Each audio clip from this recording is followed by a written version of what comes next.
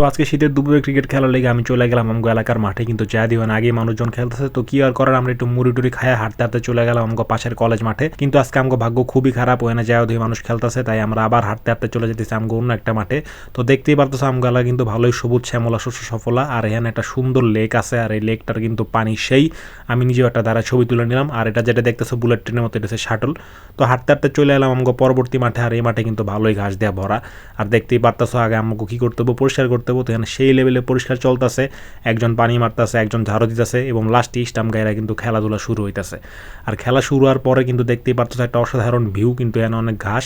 তেমনি চলতে চলতে আমাকে কিন্তু প্রথম ইনিংসের খেলা শেষ হয়ে গেল, এবার আমরা দ্বিতীয় ইনিংসের লেগে নামবো। তো সবাই দেখতেছো রেডি হইতেছে, কিন্তু দুর্ভাগ্যবশত আজকে খেলাটা হয় না এই বিভিন্ন ধরনের ঝামেলার কারণে। তো বাসায় চলে এলাম, আমার ফাইনাল চলে, পড়তে বইতে হবো। তো অনেকক্ষণ ধরে পড়ালেখা করার চেষ্টা করলাম, অনেক কিছু মনে রাখার চেষ্টা করলাম, আর পড়া কিন্তু দেখতেছো ভালোই কঠিন। তো অনেকক্ষণ ধরে যা যা পড়লাম সব কিছু মনে করার চেষ্টা করলাম, কিন্তু কিছুই মনে পড়তেছে না, আর ভালো মতো পড়তে হবো।